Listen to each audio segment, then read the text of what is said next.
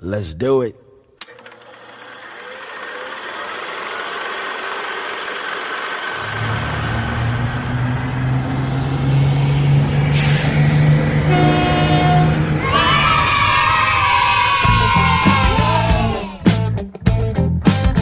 Been one short bus all day.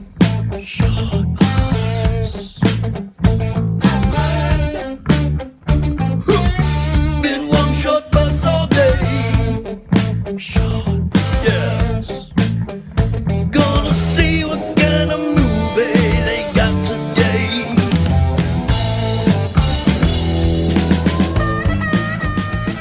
Well, hello everybody, what is going on? It's your old pal Rick from Short Bus Cinema. It's been a little bit, but there's been a lot going on. And being that we're all kind of self-quarantining and all this stuff, we thought, hey, what a great time to quarantine ourselves on the short bus. So what we've done is, and this has been, I don't know, probably several months in the making, because Johnny, my partner Johnny's here. What's up, my brother? What is up? Hey. So we've been missing recording a bit, and I was in the middle of like really, really extreme busy time for me. Always February and March are usually just incredibly busy. And as you can tell, everything just came to a screeching halt. So now we're just winging stuff. But Johnny and I are together, and not only that, not only do we have an outstanding short bus show for you, but we've got one of my absolute favorite podcasters that's out there. One of my favorite shows, They Must Be Destroyed on Sight. That's one of my early, I don't even know if you know this, Lee, but I was listening to you guys like right when we started doing Helming and all that stuff. So you guys have been like one of those I've always referenced back to. Great show. Folks, make welcome Mr. Lee Russell. What's up, man? Hey, thanks for having me. I'm glad to hear that these big hiatuses you guys take are like basically just normal in your sort of rhythm of doing things, because like the last time I was on this show, you took like a big hiatus right afterwards, and I was afraid I'd killed the show. So I'm glad to know I didn't do that at least. No, not at all.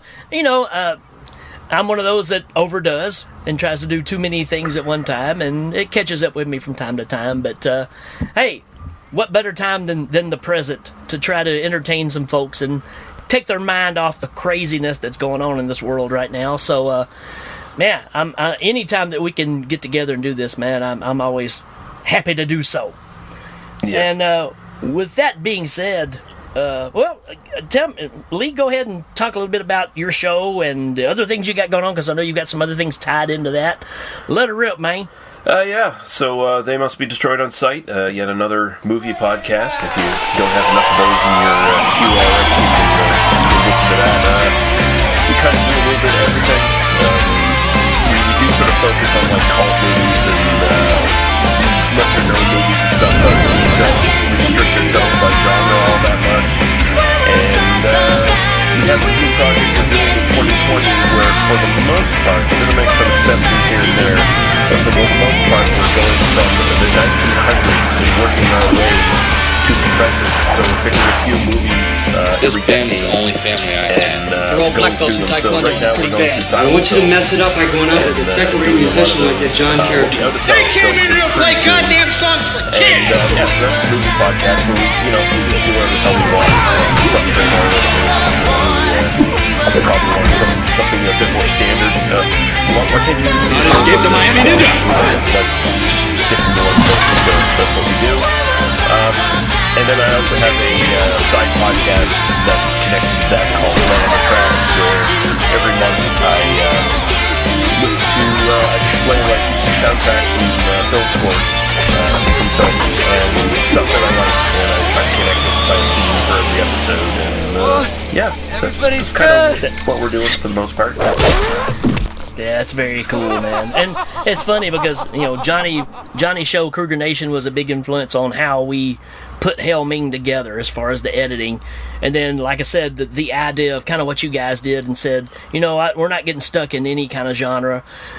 We can jump from movie to movie that has nothing to do with each other. And so we kind of took that aspect too. And that's what I liked about it. It's like, man, these guys are covering stuff that nobody's going to cover, And just like you said, the current project of going all the way back to basically the beginning of film, and working your way up. That's a task, man. Yeah, it's a lot of fun though. It's definitely been a lot more work than we're usually accustomed to, but it is a lot of fun, and especially just to get out of your comfort zone and watch stuff you wouldn't normally watch. I think it's worth it. So, well, funny you say that, because the movie that we brought up to cover this week, it may, I could already kind of say it may not be the worst movie we had on here, but it is definitely the most confusing. So, folks, if you don't know what we're talking about a movie called Robo Vampire Killer. No, Robo Vampire. No, Vampire Killer. Over vampires. you put a better title for it. It's more apt. Yeah, that would make more sense. Robo Vampire. Yeah, this thing is, you'll find out. So, what we're going to do now is we're going to take a little short break. We're going to come back, and we're going to start ripping into this thing. So, just hold on to your seats, folks. We'll be right back. Get out of the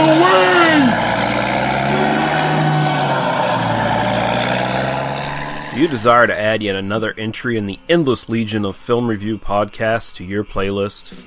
Can you not stand the thought of having any moment of your dull, pointless, waking life intruded upon with the sounds from the real world, and would prefer to listen to a small cast of assholes talk about movies?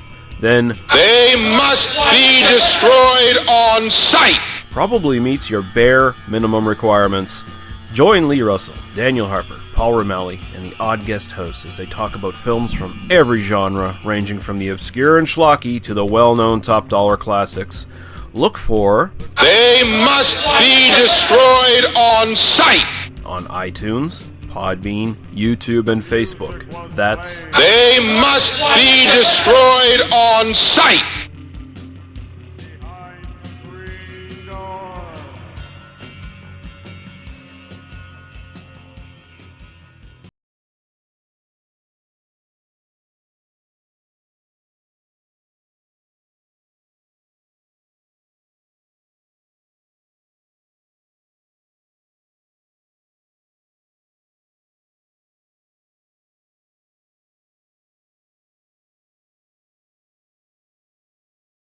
Back with Robo Vampire from 1988. The IMDb score for this movie is a 3.7, which that's fairly high for this. I don't know for this. But this is directed by Godfrey Ho, aka Joe Livingstone, who, from what I could tell, he was pretty obsessed with ninjas because he did Space Ninjas, Ninja Squad, Thunder Ninja, Ninja Hunt. It's like just a list of just ninja movies. I don't see a theme there at all. If you took all the movies he's responsible for, and he's got like 100 and something credits there, and you took all massive. the movies that had the title Ninja in it, and then you stacked them up against all the titles in IMDb across the site that have Ninja in the title, he's probably responsible for 90% of them. Wow. That's awesome.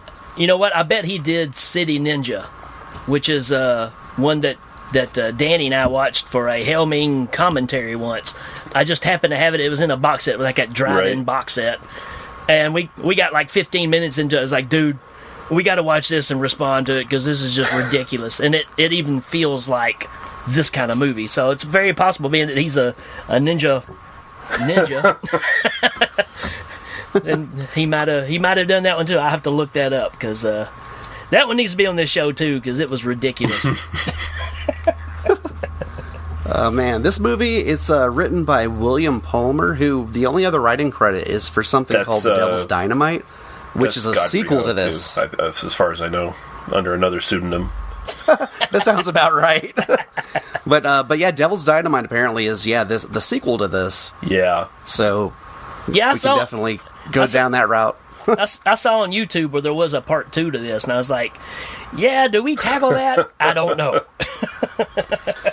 Here, I have a good one for you, though. So this movie stars Robin McKay, Nean Watts, Harry Miles, and Joe Brown. And the funny thing is this is the first IMDb cast I've ever looked at that didn't have a single picture. Like no one. I mean, even the last Slumber Party and Terror at Tin Killer have pictures, and some people. This one, not one picture. Yeah, well, the killer in Terror at Tin Killer actually went on to have an actual career. So Yeah, he's been in a lot of Wasn't he on like Oz and stuff? yeah, he's in Oz and Sons of Anarchy and a bunch of other stuff. So Yeah, so that's pretty impressive after coming out of that movie. Mm-hmm. This is going to be good. I'm just trying to decide where you're like. You want to go ahead and kick it off, Ricky? Oh, yeah. Because the first thing I was going to say is, the first thing that caught my eye was it's a Thomas Tang production. So, we get a little Tang put in there from the very beginning. So, yeah. a little bit of the drink powder empire behind this. That's what they put in those caskets, Yeah. So, we start off with, basically you got two military-looking guys holding another dude at gunpoint who's in double denim. And Denim Dan. Double denim Dan, that's right. When they're walking down this, I don't know if it's an alleyway or just between some buildings, but there's two caskets in the road. And they're like, wow, look, there's caskets in the road. And one of the military guys uses his foot to kick one open, and he sees the face of one of the so-called, I guess these are the vampires. Yeah. So there's vampire caskets in the street. The other one pops open, and the dude starts shooting in it, and you can tell somebody just lobbed a snake out of it. It comes flipping out of there.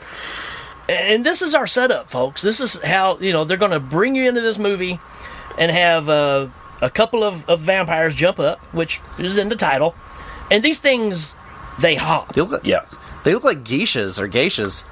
Yeah. Kinda. It's like strangest combination of, just put on that woman's outfit. You're a vampire. Are you guys familiar with hopping vampires at all? Have you ever seen any other movies with them? No. In them? No? Have not. So yeah, No. this is what sort of like Chinese, East Asian vampires are in mythology. They're hopping vampires. There's this whole, I don't know the exact details, but there's this whole thing of how to like take corpses to their graves and stuff like that. Taoist priests would reanimate them with those pieces of paper you see stuck to them, which are basically just like incantations or spells or whatever, right, to control them. They look like CVS receipts. But yeah, hopping vampires, that's a real cultural thing. There's like a ton of movies that are made that are way better than this movie that actually feature hopping vampires. And this is your budget bin version of the hopping vampire in this movie, basically.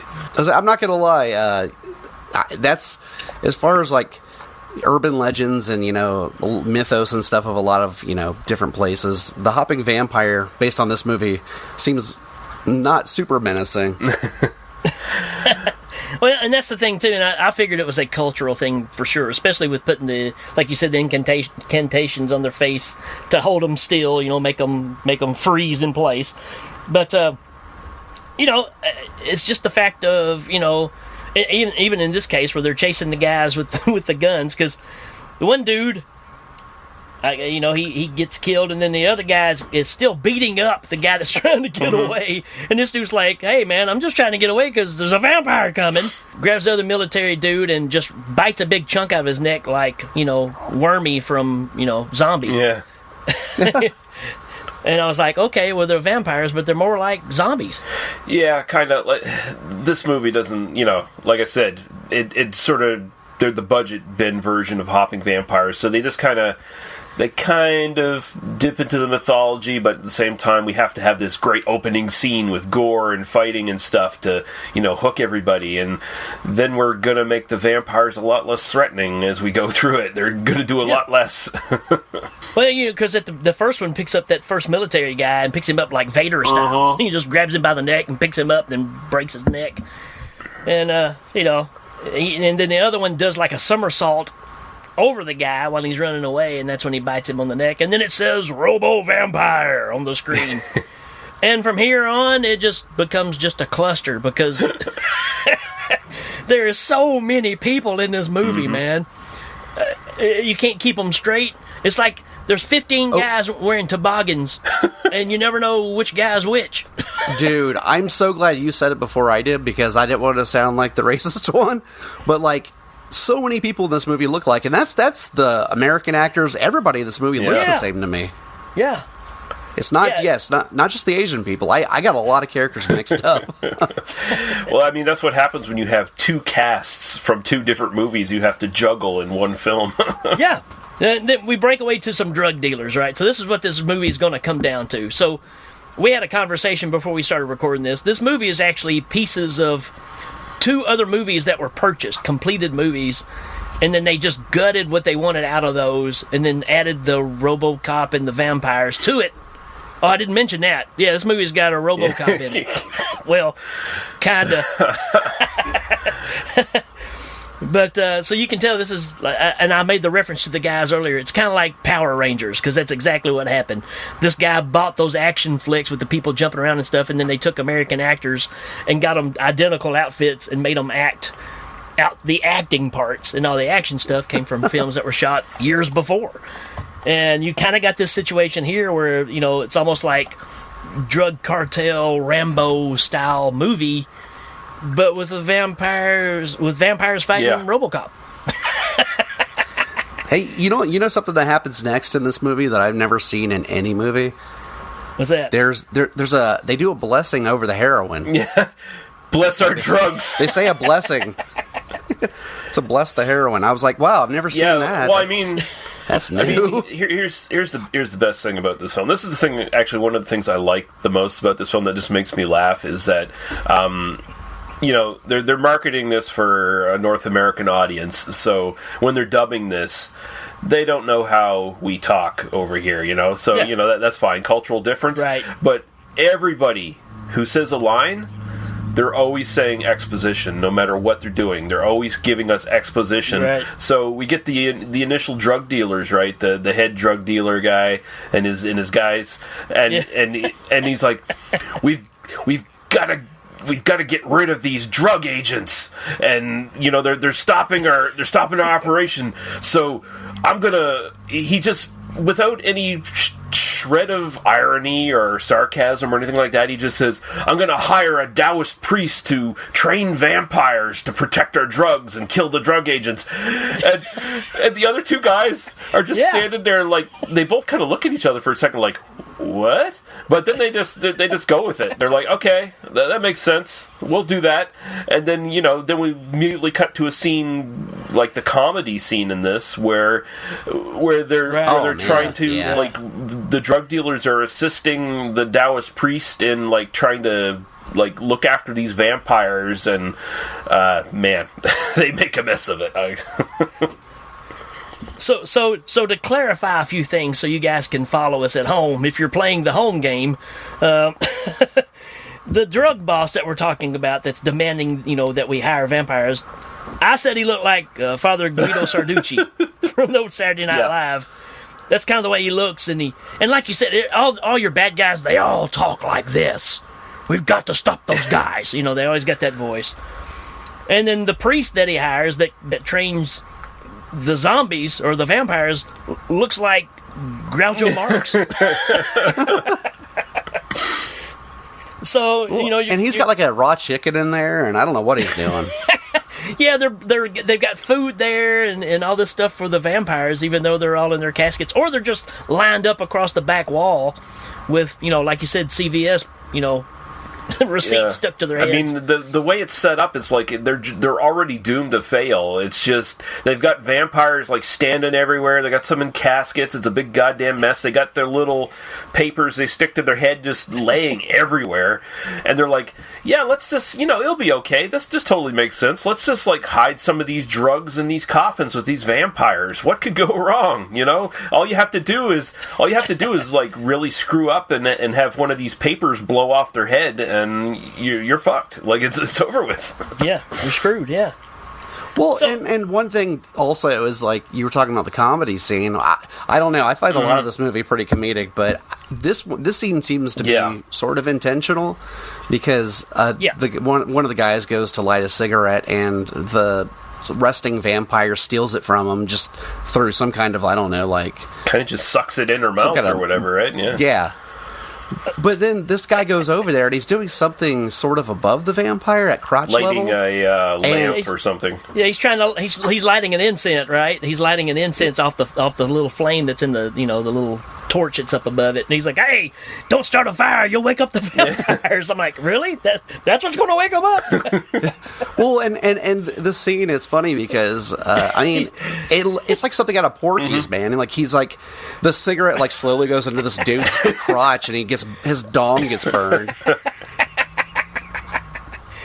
Oh man! And then you find out that they're stuffing these drugs into the caskets, and it turns out that it's rice powder. Yeah. So it's like, uh-oh, wonk, wonk.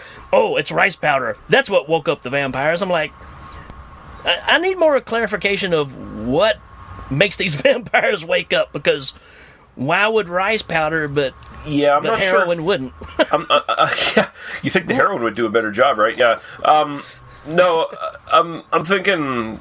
I'm not sure. Like again, I'm only sort of. I have a cursory knowledge of the sort of hopping vampire mythology or whatever. So I'm not sure if rice is specifically something that's like tied in with the mythology that would like bring them or like reanimate them or whatever. But I'm assuming at least that's what they're going with in this, and they forget about it right afterwards anyway. So it's not like a care it matters.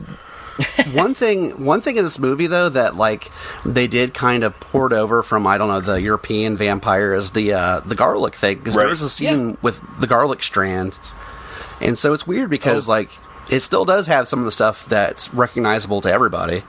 Right. Yeah. And how about Groucho Marx, man? Because when the vampires wake up, man, he's kicking their butts, man. Mm-hmm. He's a pretty bad dude. Yeah, there's actually, like, for all this movie's flaws, there's actually some pretty decent, like, mid-level martial arts stuff going on here for the time. Like, stuff that would hold up to, like, lesser Shaw Brothers productions and stuff like that, Like, some of the stuff looks pretty damn good.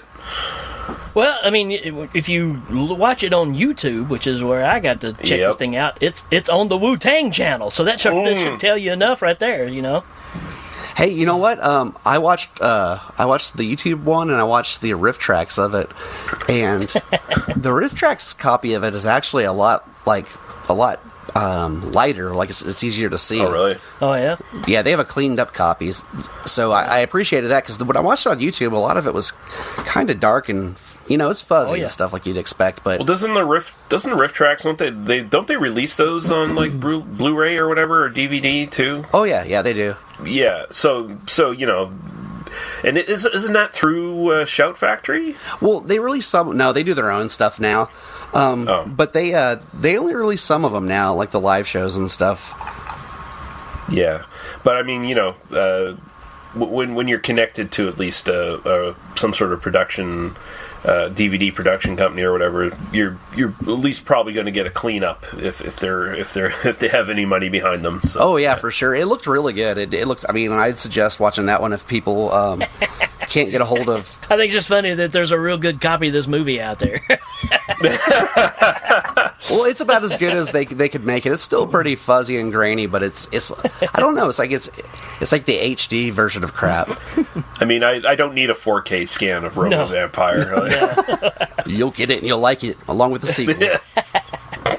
So you go from this crazy Abbott and Costello type scene with martial arts, with the vampires and stuff, and then we cut away to Guido Sarducci walking out on a dock, talking to, I guess, one of his smugglers about, hey, we're changing our plan. We're going to start smuggling bodies now. And you can tell the dude's like, okay, that's casual. Yeah, no. These are the most casual, like, drug dealer gangsters ever. Like, because half of them, some of them dress professional. They dress formally for the job or whatever. Then the rest of them are just like, they're dressing like they dress however they woke up. This is what I'm wearing. Like the double denim guy. Well, no, this is a different guy. The guy who kind of looks like. A young Conan O'Brien with a denim fucking jacket. Yeah, he's got the denim vest on. Yeah. Yeah. But I mean, well, when you've got vampires backing you up, I mean, they're part of your arsenal. Yeah, you probably are just kind of like, yeah, okay, whatever. part of the hopping vampire lore is that they cannot bite through stone-washed denim. No. I mean, who could? I mean, it's the 80s. You don't mess with that shit. And it cuts straight out of this to back at one of the compounds. It never really tells you where you are in any of this. You get one description halfway through, and it doesn't make any sense. But we cut to the scene where a lady has cut open a yak that's laying on the ground and splits its belly open like Han Solo did with the tauntaun. Yeah. And she's stuffing bags of heroin in there and sewing the cow back up. So we just had a conversation that we're going to start shipping bodies, but we're putting heroin in a cow. So which is it?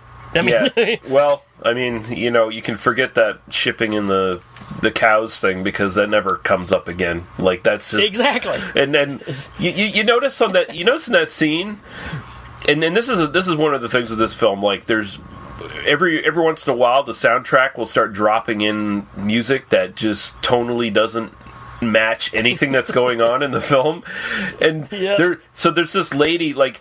This is obviously taken from another movie, and I'm kind of thinking the soundtrack is also taken from another movie, because there's this really ominous music playing when she's cutting this thing open and putting the drugs in there, and it's making you think like she's looking at the guards looking at her and stuff, and it's making you think that she's gonna like pull some sort of move, like try to get some drugs out for herself and get caught and killed or something like that, but then it just goes nowhere. It's just like, oh, she puts it in, sews it up, there we go, done. Yep.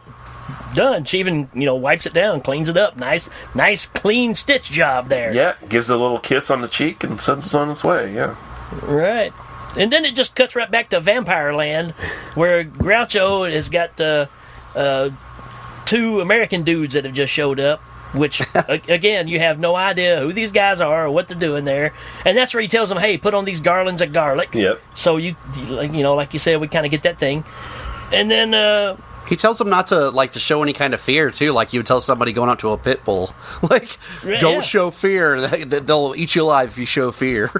And at this point, you get some dialogue that lets you know that Groucho actually creates these vampires, and then he goes to show them one of them, and Groucho goes over to basically it's the spinner from Twister, where it says, you spin it and it says left foot blue or whatever.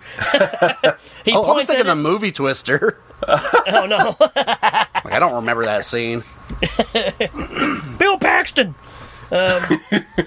He points at the game spinner, and you see the vampire wakes up, and he's got like a snot bubble on top of his head.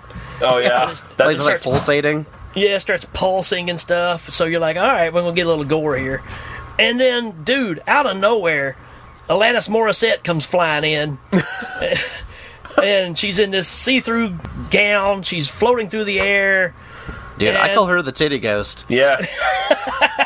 Well, I mean, every note I have is titty ghost. Yeah, that's what it is. I mean, one of the gangster dudes, he's like, whoa, it's like some kind of lady ghost or something. Like, it's like, what? How do you know that? This scene right here, everything up to this point is really absurd and crazy, but this scene right here really, this is a great scene to set the tone for the rest of the movie. Mm-hmm. Right. So Groucho gets his war sword and goes after, and we kind of get a little explanation here of what's going on. So I got a sound bite here. How dare you enter here, you witch! How dare you take my lover's corpse towers and turn him into a vampire beast? Now he is condemned to a living death, and we can never be together in the afterlife. But he is from the east and you the west. How can you explain it? Orientals are a stubborn race, and both his parents opposed our marriage. It was then that we decided if we could not be together in this life, Peter and I would be together forever in the afterlife. You have robbed us of this by turning him into a vampire beast. Now my only thought is of revenge. Now my dreams have been shattered. I hold you responsible for my misery. You tell him. Dude, the vampire beast, when they show Peter, I was floored, man. This vampire beast, quote unquote, is a man in a gorilla suit. What were they fucking thinking, man? Oh, it was like I had to rewind it when he first came on the screen, because I'm like, what? Like a vampire? That's not a vampire. It's Magilla the gorilla. I guess it's because it's to let you know when you see all the vampires which one he is. I guess. Yeah, that's because they've all got like dried oatmeal on their face to begin with. So I guess this is a way to separate Peter from the rest. Hey, we got a vampire named Peter, who's now a gorilla. All right, this movie's going great. Yeah, there's a lot of, it wouldn't be a martial arts film from this period, too, if you didn't have a little bit of casual racism in there as well. So it's like, first off, well, you're from the West, he's from the East, how could this marriage even work? And you Orientals are so stubborn. It's like, whoa, lady, whoa, come on now. Oh. And so then Groucho and Alanis Morissette start fighting. And, you're seeing boobs fly everywhere and sparks coming out of their feet. And it's a fun time. And again, kind of like what Lee was saying earlier, it's pretty entertaining. Yeah, it really is. Like, I mean, when it gets to the goods, as far as, like, action and stuff, it brings it. Like, it's still, low budget goods, but it's the goods. Like, those scenes do work really well. And thankfully, they do give us a lot of them, too, so... And then Groucho, I guess, decides, well, I've had enough of this, so he makes Peter start fighting her, and they start going at it, and then Pete recognizes her tattoo. Yeah, that's all it takes. She shows a little leg, and all of a sudden he's like, oh yeah, you're that chick I used to be, banging. Did anybody figure out what the tattoo was? Was it like a leopard or something? Like crawling up? I don't know. It looked like some kind of wildcat that was like stretched with its like one arm above its head. I don't know, dude. It was bad.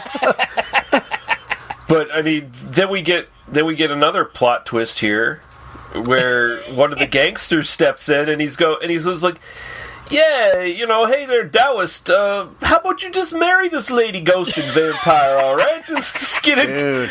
And then they're on board. They're like, yeah, okay, this evil wizard who turned my love into a vampire who I want to kill.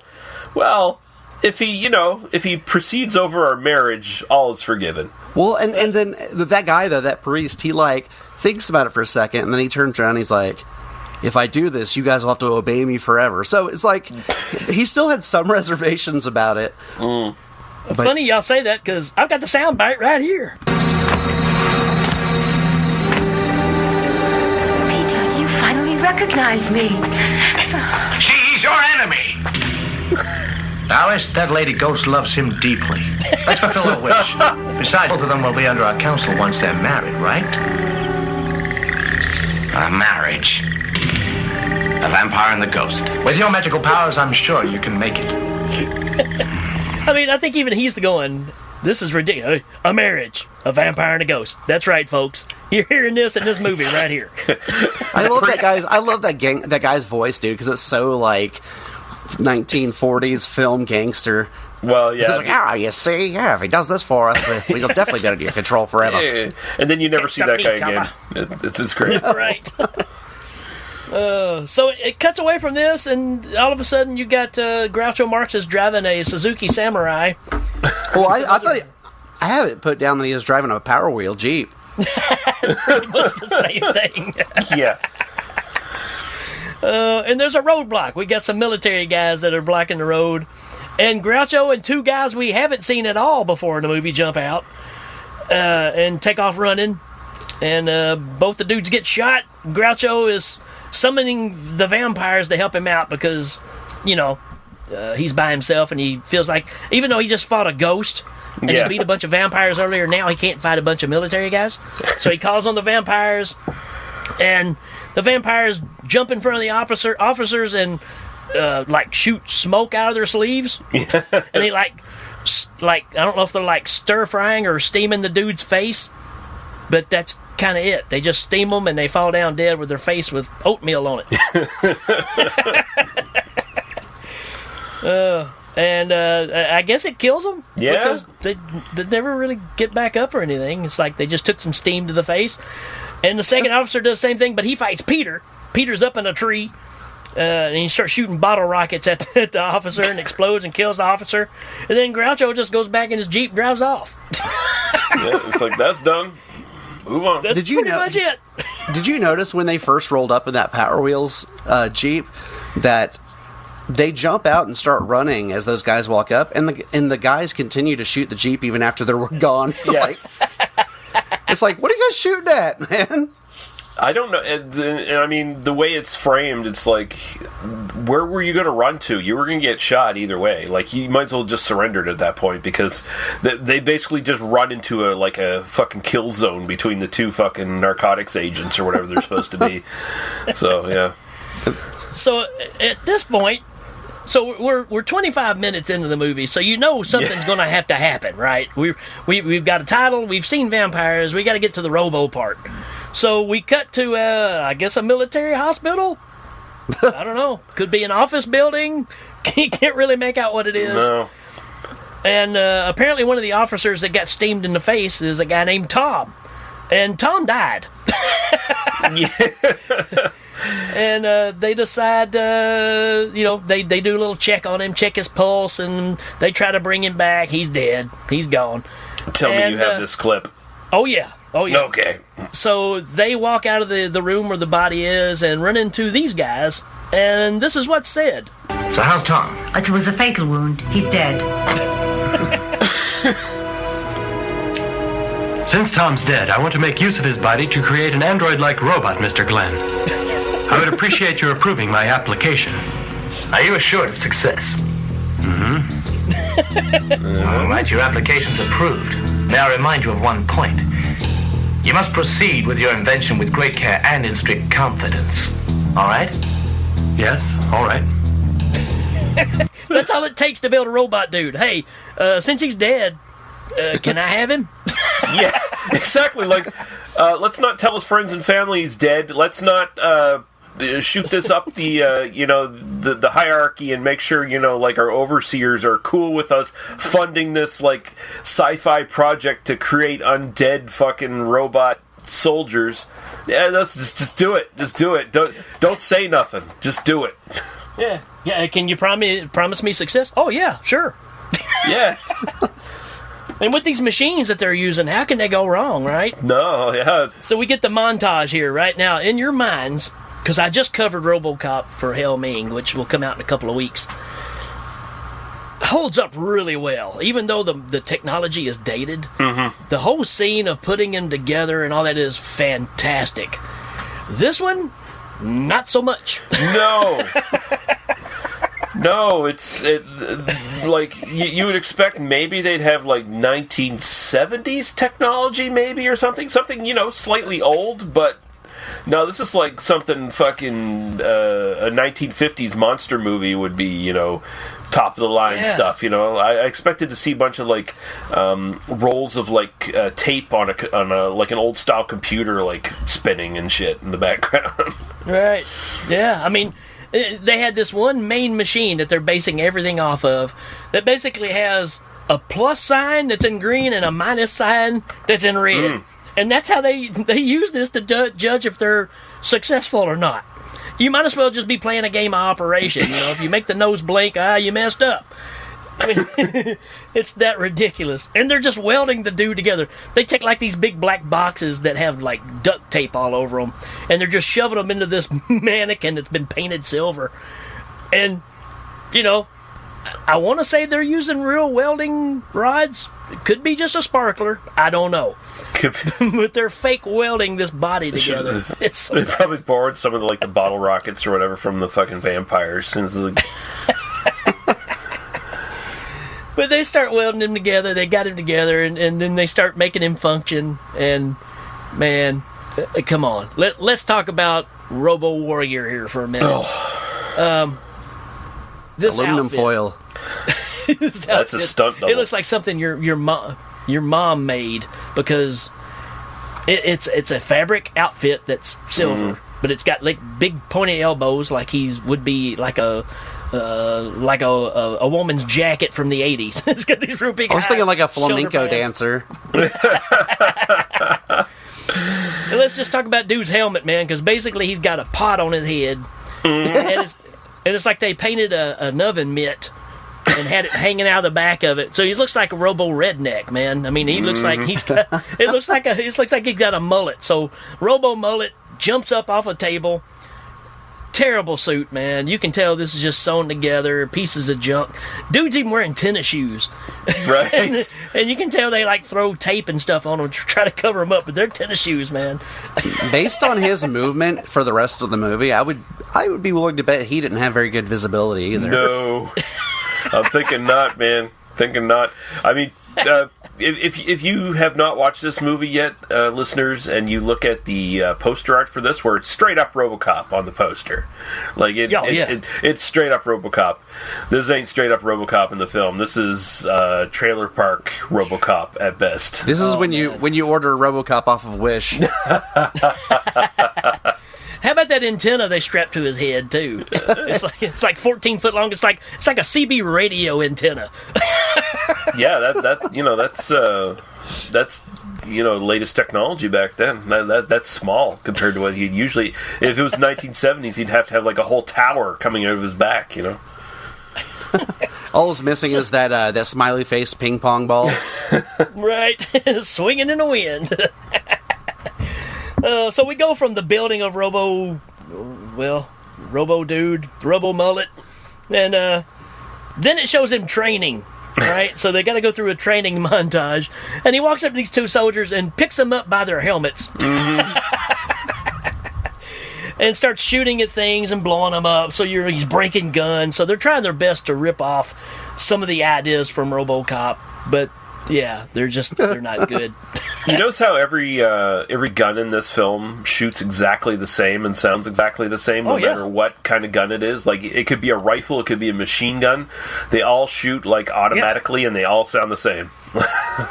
Sure. Yeah, that's how you cut corners, man. Yeah. use the same sound effect on everything. Oh, the sound effect for when he walked was hilarious. It just sounded like this weird crunching. It's great when they sync it up with them. They don't usually, though. When does that happen? I must have missed that part. So it cuts from the awesomeness of Robo Mullet walking around and beating up people and getting good at shooting things. It cuts to these drug dealers showing up at a church, I guess, in this little town. Again, there's no explanation, but they go up and they ask the priest, "Where's the drugs?" And the priest's like, "I have no drugs here. What are you talking about?" And they knock. Doug McKenzie walks over and pushes the cross over. They're over here, eh? knocks the cross over, and heroin falls out everywhere. And you can see the priest is like, "Oh shit!" Yeah, whoops, busted. They didn't bless it enough. Yeah. And then, they got him on the ground, and they're like, "Kill him now!" And they go to shoot, and then all of a sudden, the two guys that have the guns on the priest get shot and killed. And out of nowhere pops in like a real cheap Cheryl Teague. And she jumps in. Her name's Sophie. I guess they just had to shoehorn her in here. But she comes out, guns a-blazing. And then she runs and jumps out a window, which is obviously not her. It's almost like Texas Chainsaw when she jumps out of the window at the top of the house. You can tell it's a stunt double. Same deal here, except they keep the camera on a little too long.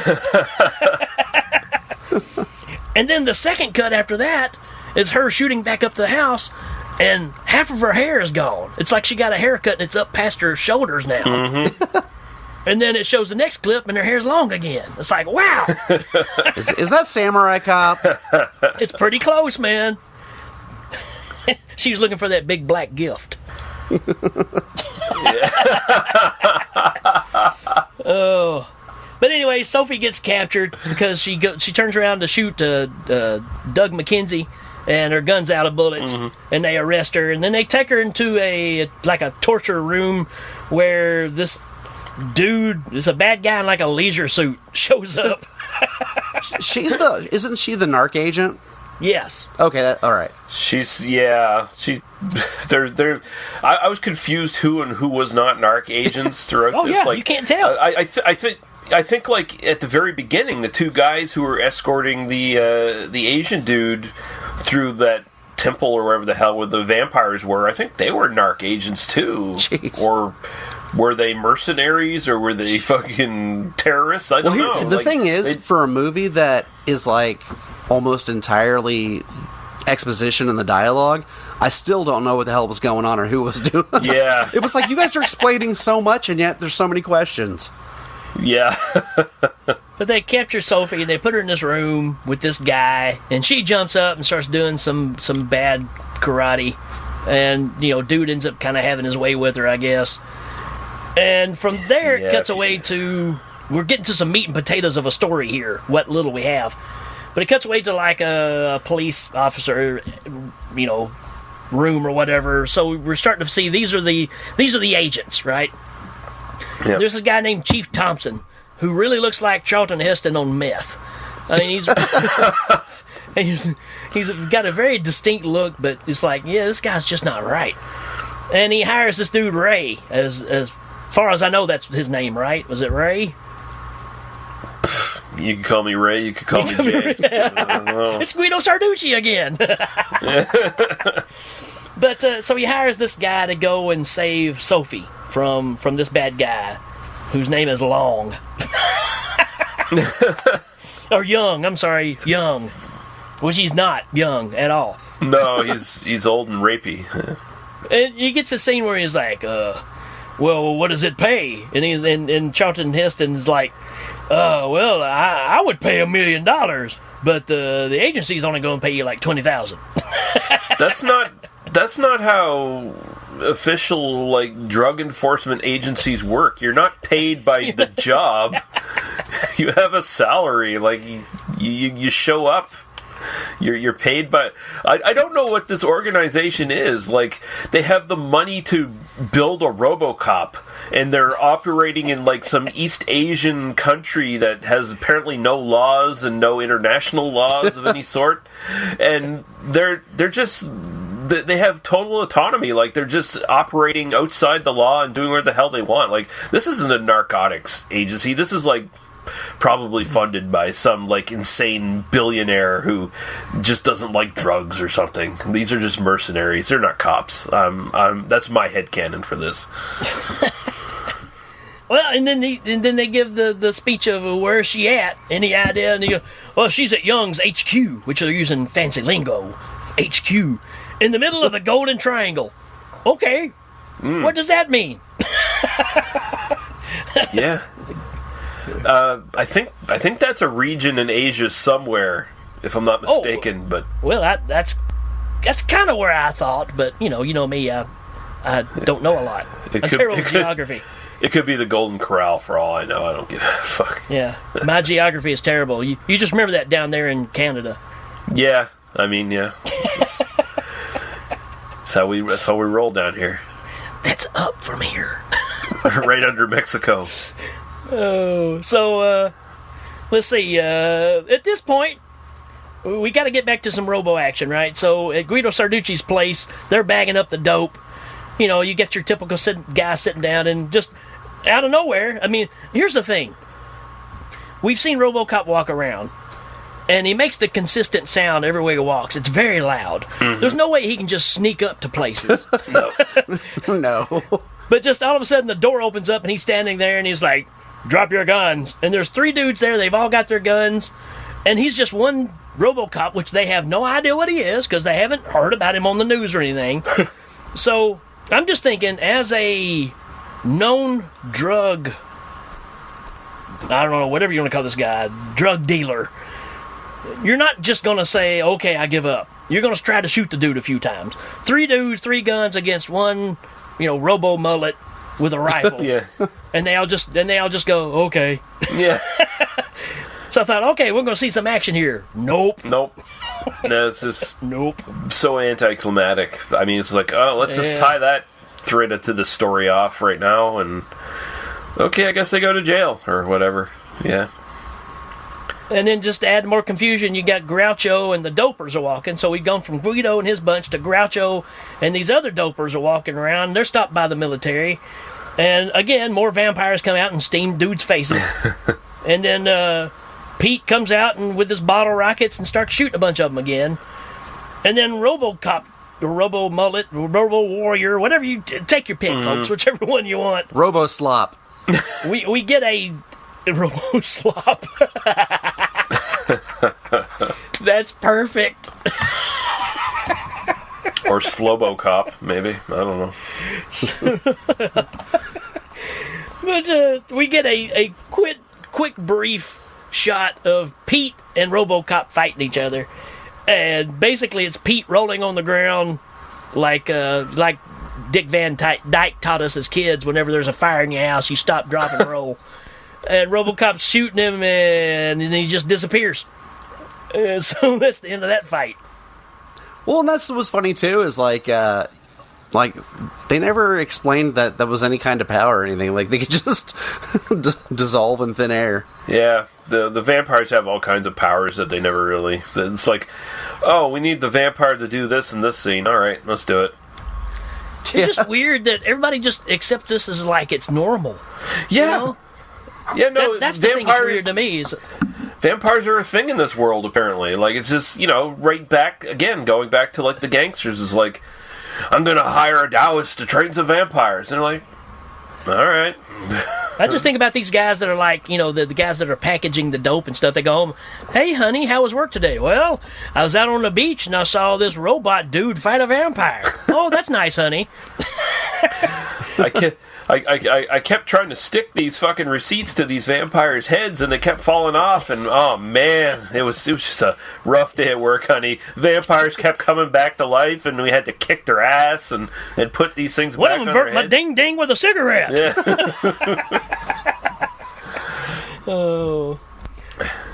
Yeah. It's just and it.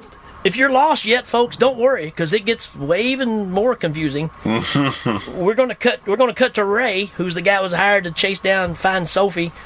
Him and some other dudes with toboggans on their heads are riding in a canoe down a river, and Guido Sarducci is there, and they start shooting at the guys, and then somebody starts shooting at Guido's people. And Guido tells his guys, hey, retreat. And these guys go get in a boat and take off in the river in the boat, and somebody just blows that sumbitch up. And there's bodies flying everywhere. Yeah. It's pretty epic. And it ends up being this guy in a black beret that just pops out of the woods. His name's Andy. Yeah. A menacing name. Yeah. Andy. So apparently he's friends with Ray, or they know that they're looking for Ray to help him out, so they saved him just in the nick of time. But Guido got away. So then it cuts to Sophie being water tortured, which is pretty lame as well, because they're in these chairs that are not bolted to the floor, and they're just tied to the chair. So you could very easily just hop over in the chair and not be under the water. Well, and I also feel like a legitimate narc agent would know things like hopping over. Yeah, I mean, obviously they're not bolted down or anything, but hey, it's a movie. I'll take this over seeing the rape scene. Thank you very much. Yeah, I'm glad we didn't see dude in this leisure suit, getting it on. So we come out of that, and this again, we're just throwing another one in here, but all of a sudden you're in this community of some sort, and these guys pull up in a Jeep, and Doug McKenzie's arm wrestling a dude out in the middle of all these people for no reason. I mean, it doesn't make any sense. I'm guessing this is Young, and his guys. Young is the dude in the leisure suit, but now I think he's wearing a cardboard safari hat. I'm thinking it's the same dude, but I'm not sure. I can't remember. But they go, hey, there's Doug McKenzie down there arm wrestling, having a good time. And while he's arm wrestling, Ray is over here, who just got off the canoe and was saved by Andy, so I guess he wanders into this hot spot of a community here between three huts to watch people arm wrestle. And he sees Doug McKenzie's hand and sees the tattoo in his hand, which is obviously something that's supposed to mean something, but we're never really told that it does. It's the guy with the tattoo. Oh, okay. Wouldn't it be weird if it was like the same tattoo the Lady Titty Ghost had, Right. and then they just never explained it? Right. Oh, Well, yeah. I like how this whole scene escalates, though, because it starts off with an arm wrestle, and then then it goes into like a fist fight. Next thing you know, there's knives pulled out. Yeah. And Somebody throws Ray a knife because he don't even have one. It's like, bing, here's a knife. Oh, somebody's up in the ante here. Yeah. Yeah, I mean, and then Ray kind of kicks his butt, holds it at knife point, takes off with him, and then Young and his guys just start shooting in the crowd. yeah, Get him before he gets away! So they just start shooting everything. Oh, man. It's just a mess at this point. But then, let's see where we at. Dude jumps and leaves Ray. Ray's beating up. And then, out of nowhere, Wendy shows up. So he's got the guy at knife point. He's walking into the woods, and all of a sudden this chick shows up and says, "Hi, I'm Wendy." Well, hey, how are you? Now, apparently she works for Andy. Andy! And, yeah, so just another person to throw in here really for no reason. Yeah. No, it's... Again, there's like 2 or 3 movies here, and I saw plenty of stuff they could have cut out of this and made it make a lot more sense. And, you know, I mean, there's... It probably could have been a pretty fun little short film, for sure.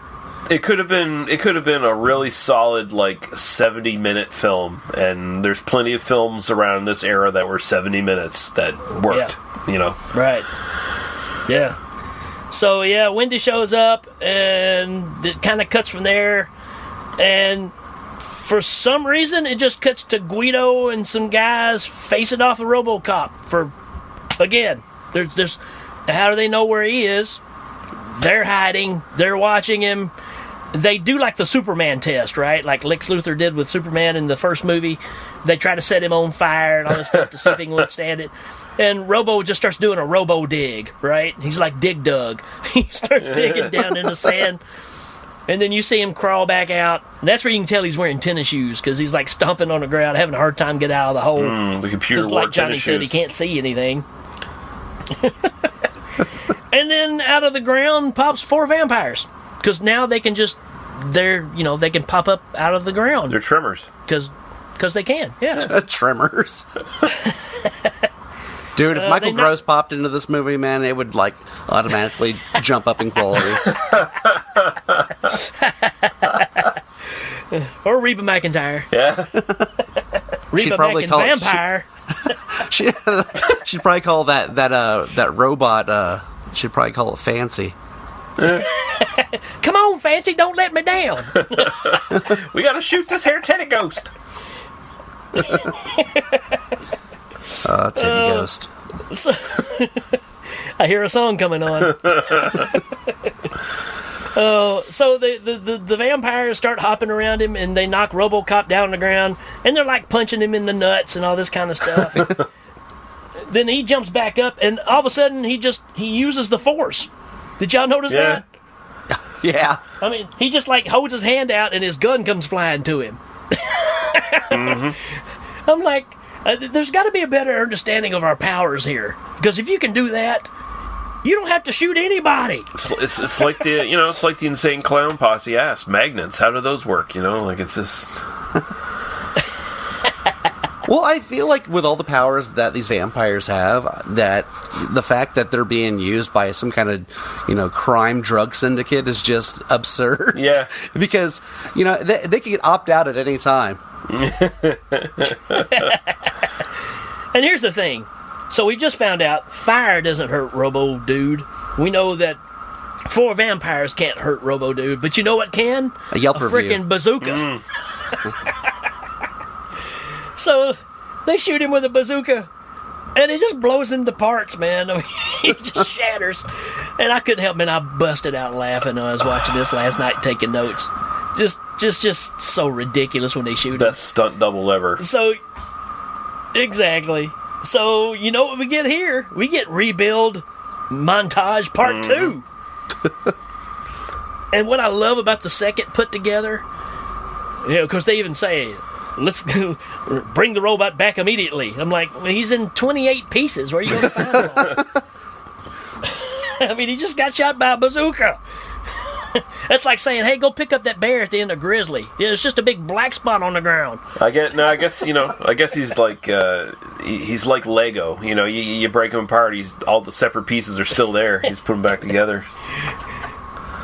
And this is fantastic too, because I love the scene where they're welding him back together again, and you can see the lady holding up his leg, and you can see it's a mannequin foot. It's got toes, toenails, but they're all painted like metallic silver.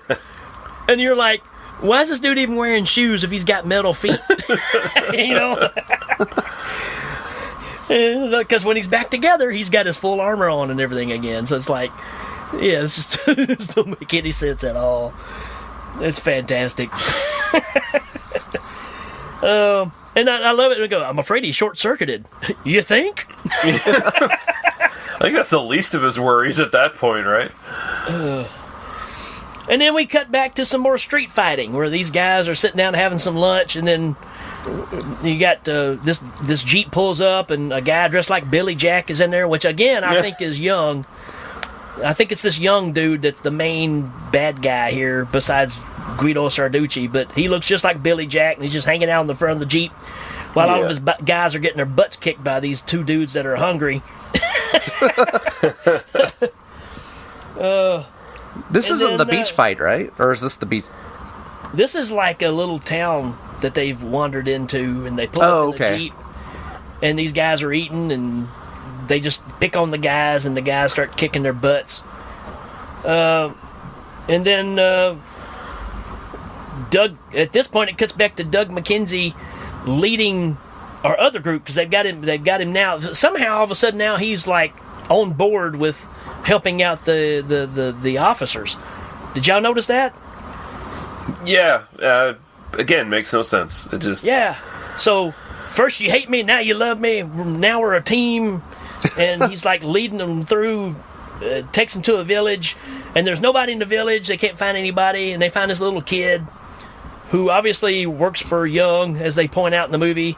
And the little kid runs off, and then Andy just raises a gun and shoots the kid. And Wendy goes running over to him. Why'd you do that? She runs over to him and finds out that the kid had a hand grenade, and he was about to lob it at him. So, Andy's like, "Don't ever cross me again, woman. Don't ever question what I'm doing. I'm Andy."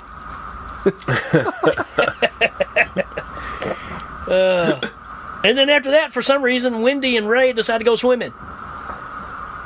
Yeah. I mean, sure. Nobody else needs a bath. I mean, they've all been tracking for the past, 7 or 8 days. But you get a little footsie going on out in the water. I mean, they're the romantic leads of whatever movie that one was before it became part of this one. They just met each other like 5 minutes ago. There's probably like 40 minutes of backstory that were exercised from that movie. I mean, that's what's hilarious. Literally, like 5 minutes ago is when they first get introduced, and now they're swimming naked together in the pond. Yeah. If only all relationships could be like that. So where have we not visited in a while in this movie? Oh, I know. Let's go back to the original vampire headquarters, where Groucho is now standing and doing hand gestures to make a strobe light come on. I was like, man, this guy can do all this cool stuff, but it's like minute things that he does. I'm going to make a sparkler shoot out of this sword. I'm going to turn on this strobe light. I'm going to play a game of Twister. He's like an early 2000s rave DJ. And this is where we're going to have the marriage, right? So I guess that's what's going on here, is we're having a marriage ceremony, even though it really doesn't point that out much. No. But afterwards, so now we got Alanis Morissette and Peter the Ape are now married, and they go find a loft to be alone, and so they're going to consummate the wedding. Yeah. And RoboCop or Robo, what would you call him? Robo Slop. Yeah. Robo Slop wanders on them, and we kind of get this. Don't kill us, we love each other. You can kill us, but wait till our love's consummated.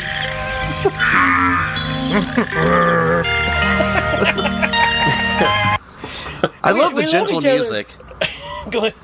the gentle music there. I love it because it's like they assume that the viewer is invested in any way to these people. Yeah.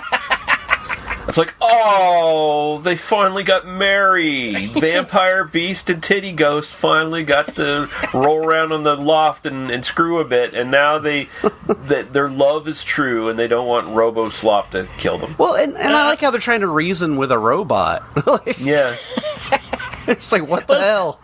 I love the fact that he sounds disappointed he has to wait to kill him. Yeah, it's like, don't kill us yet. Wait till we're done. He kind of goes, yeah. Wait till we're done boning first before you shoot us. And when he sees a ghost and a monkey have sex, it just gives you a flashback of RoboCop's life back in the day. Where that was really weird. I don't know why they thought we needed that. I was confused too because for a minute I thought like the actress was the same as the Titty Ghost, and I was thinking, wait, was the Titty Ghost his former girlfriend? Wait, what?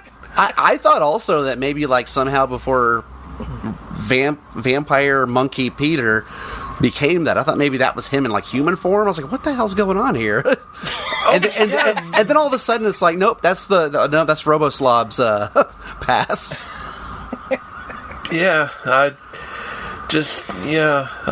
don't, and I'm also thinking like, how can Robo Slop kill a ghost? Like, yeah. What? But you gotta love the flashback too, because it's I guess his wife, and they had to do this because in RoboCop, that's how he gets his memory back, right? He starts having flashbacks and finds out who he is and all that kind of crap. So they're trying to do the same thing here, except just not on the level where it really matters. They just feel like they had to do it, but it's his wife going, I don't want to be with you anymore. And he's like, well, I've been in the force for 4 years. You're just now deciding you don't want to be with me? As long as you're a cop, you can't come around me. I'm like, this is the flashback you have? What a great memory.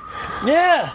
Good times. And while he's sitting there daydreaming, when they're done consummating, then Alanis Morissette throws a roll of toilet paper at RoboSlob, and it wraps around his legs, and she yanks on it, and he like goes flying, right? Yeah. And then you got the battle going on right here, and you're thinking, all right, well, you finally got into what this movie is all about. Not really, but now we got a 2-on-1 fight where you got Pete and Alanis Morissette fighting Robo, and then it just cuts to another scene. It really does, man. They get to going, and then it cuts to Wendy and Ray running from Guido and the gang, and they get on a sky lift in the middle of wherever they are. Like there would be a sky lift. Dude, this whole scene is so weird, man. like that, on both sides of the shore, because they're going over like a lake. On both sides of the shore, they're surrounded by people with guns, and one group has a missile launcher. Yep. And they go to blow up this skylift thing, and they jump. I mean, those stun people jump from pretty high. Yeah. And those definitely, I don't know if... I don't think their families were compensated. No. If that's what you're asking. No. And like you said, I mean, they jumped out, and it's a pretty spectacular explosion. They land in the water, and then Young, which is the guy dressed like Billy Jack earlier, catches them, and he takes them to the same room that Sophie's in. So finally, we've gotten to where we're back where Sophie is for some reason. And they're tied up. They're all in this room together. And then the yak surgeon from earlier, the woman that's sewing up the yak, breaks them loose. Don't know why. There's no explanation why she feels for these people, but she goes in and breaks them out. And then one of the dudes comes back, and these guards... So, throughout this movie, we've had, like, military guards, we've had vampires. Now we got these shirtless dudes with real long ponytails that look like extras from Big Trouble in Little China. Yep. That are, I guess, martial arts dudes, but they're bodyguards, I guess. I really don't know.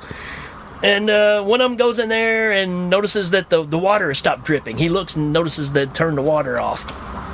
But they're still acting like they're tied up. So dude runs in there without a shirt, and you get a little action going on here where we got some karate chopping and stuff. But the thing is Sophie's not even in the room anymore, is she? I don't think so. Well, I don't remember her being there. So the whole point of finding her is like it don't even matter anymore. We just put them in this room. Maybe they're trying to make you think this is a different room. I don't know. But, all I know is that guy looked like the dude from Kickboxer, and he was taken down by a woman scratching his face. Oh, Right. man, she gouged... Wendy the Eye Gouger is what I called her. Yeah, she just poked dudes' eyes out. Yeah. But So- he pops up in the next scene, doesn't he? I think it's a different dude. Oh, okay. I thought it was just him. I thought, oh, wow, like he doesn't have the scratches on his face anymore. There's like 4 or 5 of these dudes, but again, it doesn't... you don't care. It's just a bunch of extra people. I just want to say to the people listening, it's not that we didn't watch this film. It's really that confusing. It really is that confusing. Well, like I said, I mean, they can give you all the exposition they want, but it still doesn't make sense. Yeah. And this is where Andy's group shows up, right? So this is all happening at the same building, but has nothing to do with what RoboCop is. So we got these 2 stories that really don't taste great together in one thing. Andy's group shows up, and you got this big shootout that's kind of going on, and then this one dude's like, I'm going on the roof. And he jumps and flips, and he climbs up on top of the roof of this building, drops a hand grenade down there, and it like kills like 40 people. And I love it because he's up there and he's yelling, yeah, I got him. And this dude comes up from behind him, one of these military guys. And did y'all notice the body when he like tosses the dude off the roof? You can tell it's not even like a mannequin. It is a sewn together potato sack with some legs on it. Because the legs flail and cross each other as it's flying through the air. Like a tail on a kite. It's just those strong winds up there broke his legs. That's what happened. Oh, yeah, that makes it up. And while this is going on, you got Sophie just kind of walking around like, I don't know, like she's been banged all night. I mean, she's just kind of Well, she kind of was. around. Well, Earlier. dude, she is like the sound work on this though. She is moaning like pretty suggestively the whole time. I was like, holy crap, man. But she's just wandering around. So I mean, why? There's no explanation of why she's just wandering around. And then you got Ray, and he fights the other dude that you thought was the dude that had his eye scratched out, but he kicks the dude into a bowl of, I don't know if it's oil or what that's boiling over the fire. Anyways, it's something really hot and liquid. Burns dude up, and even you can tell even Ray's looking at him like, holy crap, I didn't mean to do that. Shit, dude. Sorry. And then Andy and them run out of there, and they just blow the whole place up. Yeah. And then out of there, so that's Young's place, right? This is the headquarters where they did the torturing stuff. Then it cuts away to Guido Sarducci's place. So the other bad guy, and he's got Groucho there with him, and he asked Groucho for his help, and I've got a sound bite of that too. And this is great, because remember I'm talking about you can hear Robo Slob coming from a mile away. Well, listen to him here. Damn it! Ray's team have destroyed Young and his headquarters. We must rebuild my empire. Taoist, will you help me? Certainly. I'll help you to restore your status again, but first we must get rid of that Robo Warrior. Huh?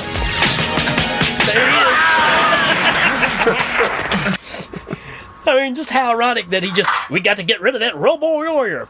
Yeah. Oh, there he is right now. So here's my question.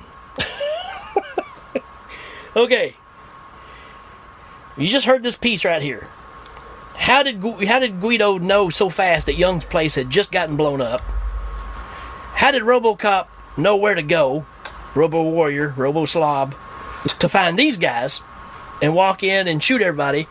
But he's also still back fighting Peter and all these guys right now.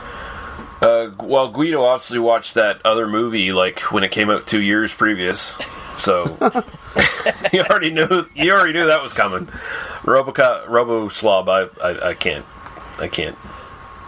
Yeah, that doesn't. I mean, he was fighting them at Vampire headquarters. Then he goes to this place, and then Pete shows up, and we get another barrage of bottle rockets. And more vampires, and you get this is the big battle scene, folks. This is pay dirt. So we got 4 vampires, and you got Pete. You got Pete running at Robo Slob, and apparently he's got like jets in his boots like Iron Man, and it just floats him up in the air. But you can tell he's never really done it before, because when he comes back down, he like crashes. He's not particularly aerodynamic anyway when you look at him. I've got something that says magical gun here for some reason. I don't know what that means. Is it the one with the stream of liquid fire coming out of it? Oh no, that's just a straight up flamethrower. It's weird though. It's like a flamethrower, but it looks like it's like a stream of like almost like limp liquid coming out of it. Yeah, it's like not a fully powered flamethrower. Maybe that's what it is. I think that's the end of it. Oh, okay. I don't know what magical gun means here. I'm totally blank on it. But anyways, it cuts straight from here. And again, we're in the middle of who knows where, in the jungle, in these little huts and stuff. And then it just cuts to a city. And now Robo Slob is chasing Pete in a city. Like a legit 80s city. Out of nowhere. And it shows these people just kind of hobnobbing around, hanging out, trying to hook up with some ladies. And all of a sudden, you get a scene where this guy's about to kiss this girl, and she's got her eyes shut. And he looks off to the side and sees Pete's face right beside hers. And he goes, "Ah!" And then Pete's hopping around town, and Robo Slav's walking with his gun after him, and people act like they don't care, like it's not a big deal, everything's normal. He's like, so they're all like, one day they'll call this cosplay. I've seen the future. It doesn't make any sense. Then there's like this crossover bridge that they go on, and Pete takes a couple of hostages, and I know you keep referring to Pete, and if anybody's forgotten at this point, the vampire monkey took people hostage. Joke, as long as because you keep saying Pete, but I want people to remember that this is the vampire gorilla. Right. And then it gets back to another situation where now we're back to where there's 4 vampires around RoboCop, and they're going around, and he kicks one of them so hard that it starts spitting up worms. So again, it just don't make any sense. And then you got the 2 American dudes here again. Yeah, for some reason. That was weird. I didn't understand why they brought them back, because they hadn't been a part of the movie since the very beginning. Right. So they're there, and they're bringing out the guns, and they're trying to help the vampires win, I guess. I really don't know at this point. Well, yeah, the way this ending goes, it's kind of like you don't know who you're rooting for or who you're supposed to root for. And then out of nowhere, Alanis Morissette pops back in, and her and Groucho start fighting again. To the ghost! She's the ghost. And she rips open her shirt, and boob flashes him, and then she throws what she ripped off over his head. And then Groucho, like, punches her in the chest and kills her, supposedly.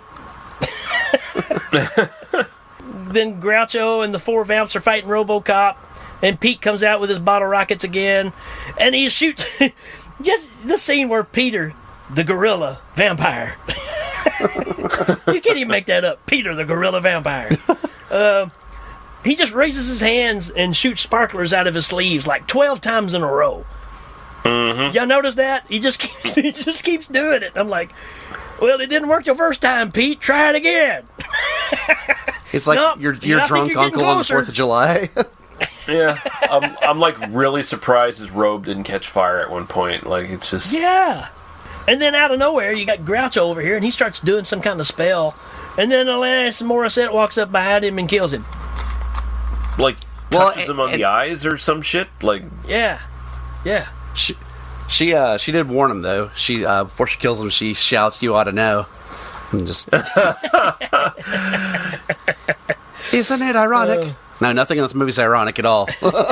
Nothing. And then that's when Robo sets Pete on fire, and then the movie goes off. Yeah. In that order. It literally does. It just ends. It's just, yeah, we're done. And it has that, like, really bright, like, pinkish, like, salmon-colored title card at the end that just doesn't go with the movie at all. It's like, well, the end. So there you go, folks. I mean, that is Robo Vampire. It makes... There's not a lick of sense in this movie. I don't think I was ever fully on board rooting for Robo Slop. I think that I was more rooting for Titty Ghost and Peter the Gorilla Vampire. Right. I was definitely rooting for Titty Ghost. Oh, yeah.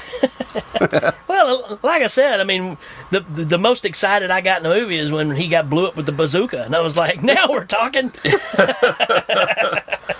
I just wanted to see when he brings him back and the guy that gave him the right to take Tom and make Robo out of him, like, you said it was going to be a success. It's like, we have change. We can reassemble.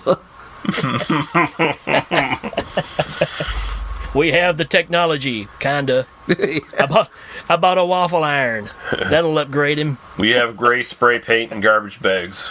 We can rebuild him. It's terrible, man. I mean, it's the outfit alone. I can't believe that they said, yes, let's go with that look. Yeah. Oh, man. So, good lessons from bad movies. You guys get anything from this one? Good Lord. Oh, I think the first thing you got to know is you don't bring a tinfoil suit to a bazooka fight because that thing's going to blow up. And I mean, the only other thing I can think of is being murdered is fine as long as you're married to your gorilla groom first. You know, like you. Well, as long as you consummated it. Yeah, you know, as long as you do the nasty first, it's fine to get killed by a Robo Slob. It's fine. I learned that it's a better idea to carry around a pocket full of heroin instead of carrying around some rice powder, because vampires will definitely attack you if you carry rice powder around. Makes me wonder if that cross was actually full of heroin or if it was full of rice powder to keep vampires away. Because, you know, he's a priest. You think he's, like, fighting the undead and shit, right? Sure. Good That's point. funny. They didn't test it to see. No, they didn't. They just assumed and killed the poor guy.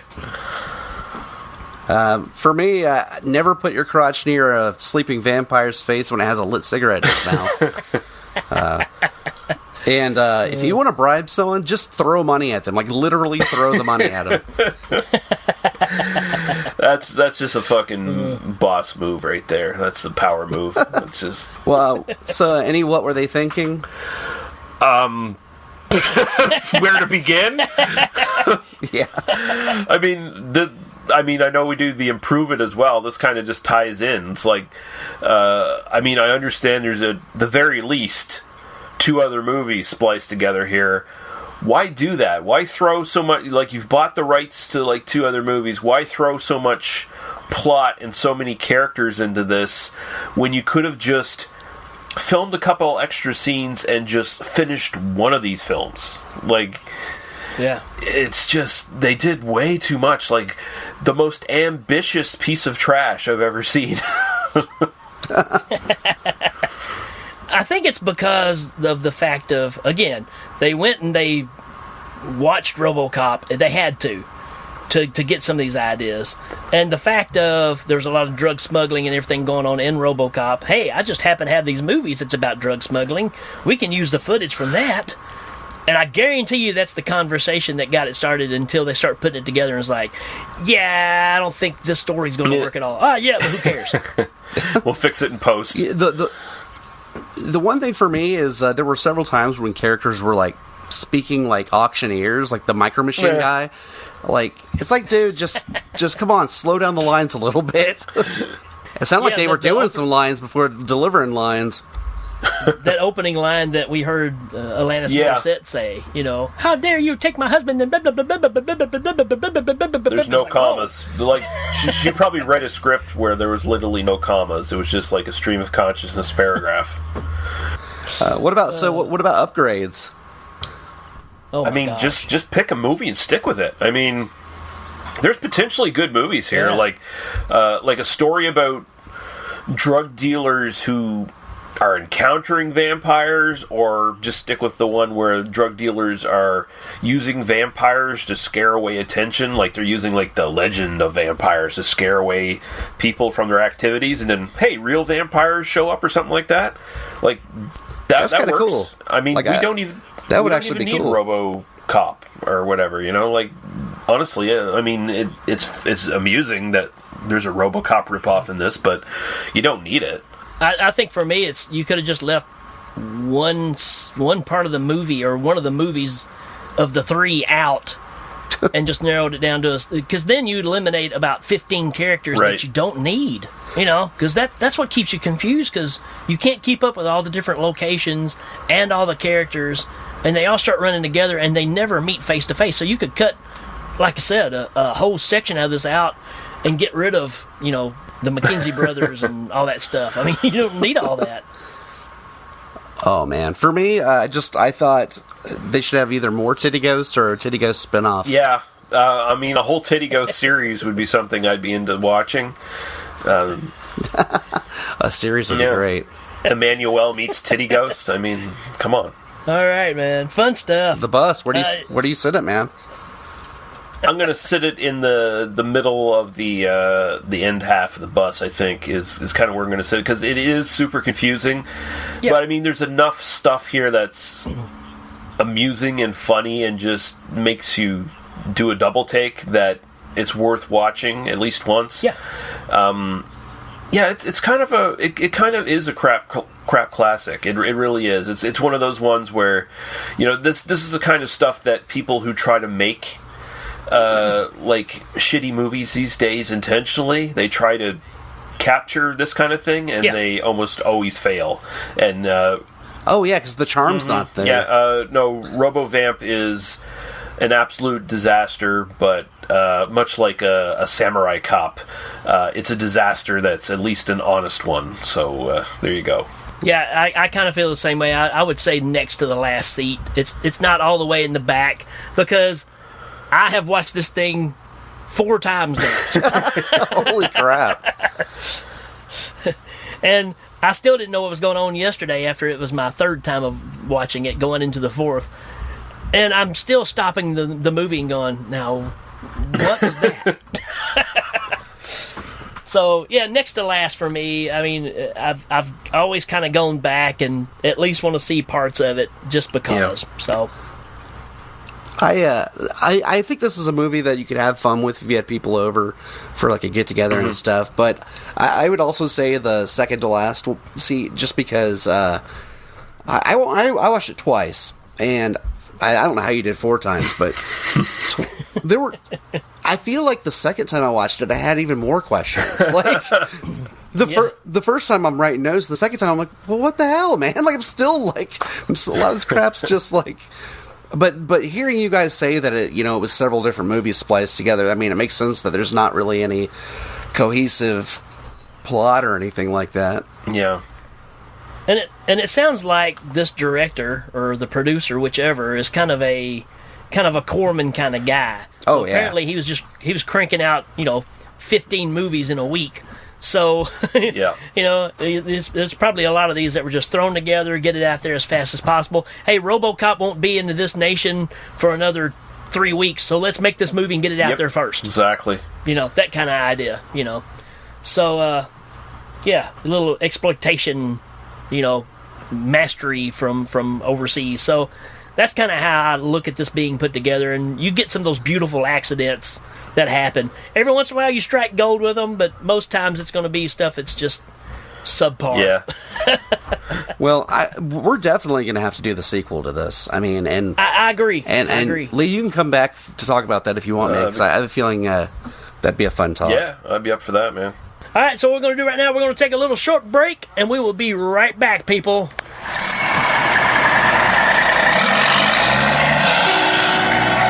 out of the way!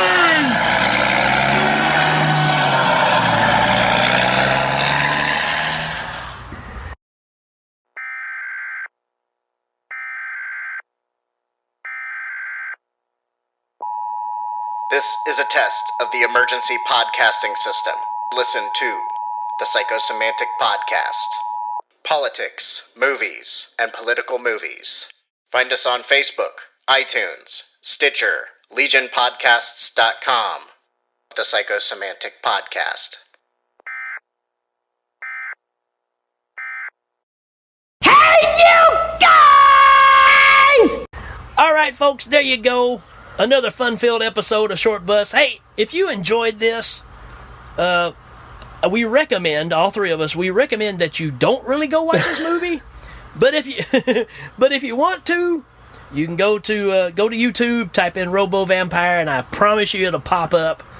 And we are talking about maybe jumping in and doing part 2 here pretty soon. So if you enjoyed this episode, just jump on Facebook, let us know if you've got ideas for some movies that you think is worse than Robo Vampire, or just as bad, or just as good, however you look at it. Just drop us a line and we'll say, yeah, we're not covering that, we're going to cover something else. No, man, we want you to throw them at us and test our nerves, because that's kind of what this thing was built on. But I had a blast with this one. This was a lot of work. It's a lot of work to sit through this movie and jot down everything that happens, because it's not worth writing down. But I went through the pain of it just so you can understand just how big of a car wreck this movie is. But it's still got some charming elements to it. Yeah. You guys got anything else you want to add to it? I'll just say you did a fantastic job, Ricky, sticking with this and actually, going into detail of your notes, because I don't think I would have had that dedication trying to summarize this thing. It's just, yeah. Well, before I did this, I was told by the people that hired me that, they would pay me $1 million, but, the association's only going to pay me about $20,000 to do it. So you got to get a better agency, I guess, is what happens. Oh, yep. So you folks, like I said, thanks for listening. Check out all the other shows. I've got some new shows that are coming out. Matter of fact, I don't know when this show's going to drop just yet, but I've got a new show with Billy Stewart from Scary Dad Podcast. He called me up and wanted me to be a co-host of his. So he's putting together a production, and that show is going to be on Legion as well, and it's called You Know What's Awesome. And it's just kind of covering many decades, many different things, nothing in particular. First episode, we kicked it off with Karate Kid, and then the next episode, I think, jumps into, like, The Mandalorian. And it just, it's like squirrel tails from there. It goes to Saturday morning cartoons, to albums, complete albums that, that made an impact on us, bands, music, instruments. It's a whole ball of wax. And he kind of come up with the idea, asked me to come along, and we've already recorded 4 episodes, but it should be dropping this week. Wow. So if you guys already listen to this, chances are they're probably already out there. If you want to check those out. Let's see what else. Johnny and I are also on House of Wax, which we haven't recorded anything in a while because of the same situation. We haven't done a short bus. Just busy and trying to get everybody's schedule together. But we got some surprises lined up. We just lost Stuart Gordon, and we were trying to do a salute to Stuart and cover a couple of things there. That's in the works. Also, the movie Ready or Not, which we're all big fans of. And going to try to cover those too. And what you got? What you got? Anything else, Lee? I know you talked about your wide span of silent films all the way to current. Yeah. Again, depending on when this drops, I'll either still be doing silent films on They Must Be Destroyed on Sight, or we're going to time travel to 1985 for episode 200, and we're going to be doing George Romero's Day of the Dead, and then we're going to stay in the 80s for a little while, like a month, just to take a break from doing like a 4-month stretch of silent films. So, yeah, we're taking a little break there, and hopefully get some guests on there. Hint, hint. That's kind of your decade, so maybe we should talk. Yeah. Well, and of course, Johnny and I both. I mean, so interesting question. Of course, Day of the Dead is my favorite of the trilogy. Me too. As far as Romero, that's my favorite. Yours too, Johnny? Oh yeah, definitely. No wonder we're brothers. That was my favorite of the bunch. So yeah. So maybe. Yeah. Well, hey, see if we can get some schedules together. That would be fantastic. So be on the lookout for that, possibly, folks. Can't promise anything though. But if not, we'll definitely have Robo Vampire Part 2. Don't sound so Yay! Guys, y'all got anything else? No. All right, piss on it then. See you later, folks. Peace.